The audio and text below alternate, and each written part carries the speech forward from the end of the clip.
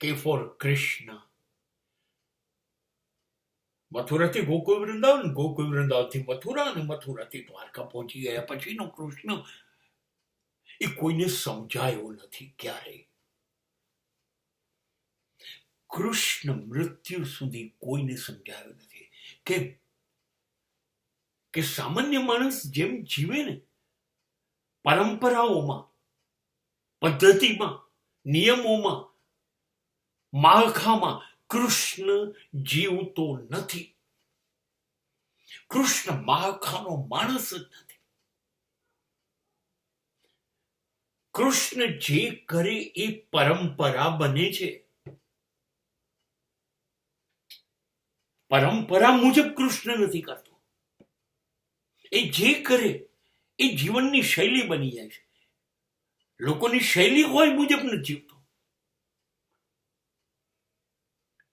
અઢળક પ્રેમ રાધાને, યશોદાને, ગોપીઓ અને ગોપને કર્યા પછી એને મૂકી દેતા સેકન્ડની વાર નથી થતી.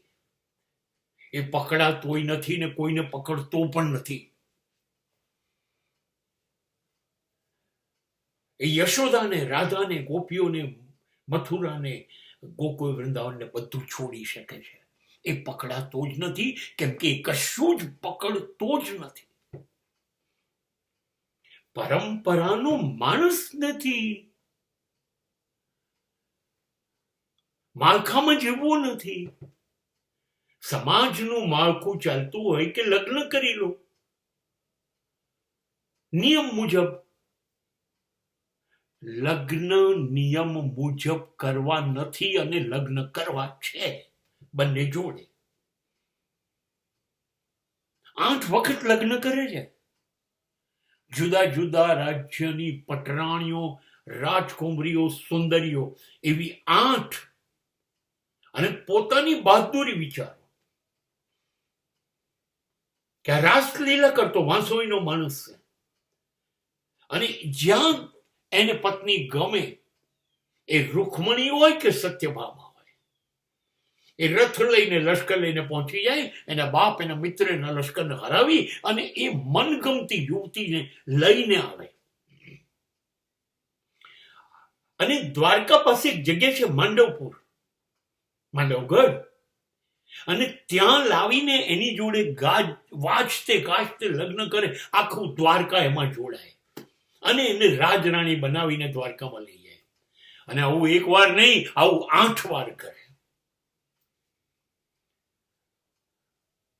પરંપરાનો માણસ નથી. મારી પાસે 8 પત્ની છે અને બધી હું મારી તાકાતથી જીતીને લાવ્યો છું. કોઈ મારી સામે ઉભા નહીં રહી શકે. લગ્નની પરંપરાનો વિરોધ, અપહરણ જ કરીશ મને ગમતી પત્ની. અને પોતે કરે છે એવું નહીં, કરાવડાવે છે પણ ખરું. પોતાના ભાઈની દીકરી સુભદ્રાને એ અર્જુન સાથે ભગાડી પણ દે છે કે લઈ જા તને ગમતી હોય તો. કોઈ જડ માળખામાં પકડાતો નથી, પૂરાતો નથી. અને 8 પત્નીઓ. ગોકુળ વૃંદાવનમાં રાધા સાથેનો લાજવાબ પ્રેમ.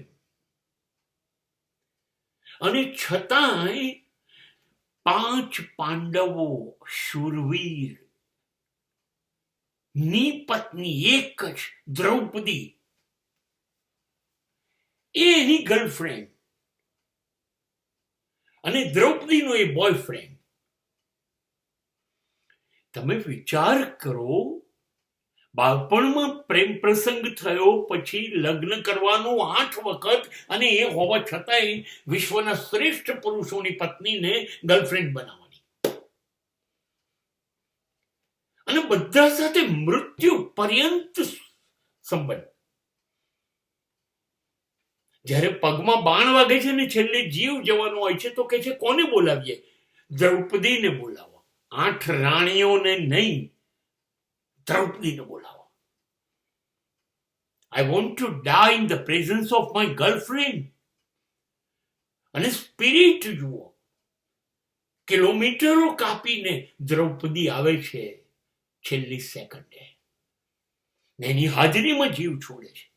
અને બાજુમાં રાણીઓ બેઠી છે, આખું દ્વારકાનું નગર જુએ છે કે કૃષ્ણનો જીવ જઈ રહ્યો છે, અને નીકળશે નહીં જીવ જ્યાં સુધી દ્રૌપદી નહીં આવે. આ એક નવી પરંપરા છે સમાજમાં. તમે વિચારો, વ્યાસ કયું પાત્ર સર્જન કરી શકે છે?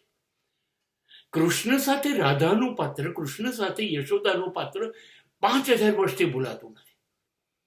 8 રાણીઓ હજી નથી ભૂલાતી, અને બધાને પ્રેમ કરે છે. અને છતાંય ગર્લફ્રેન્ડ દ્રૌપદી સાથે મૃત્યુ સુધી સંબંધ નિભાવે. આ માણસ જ પરંપરાનો નથી, અનપ્રિડિક્ટેબલ.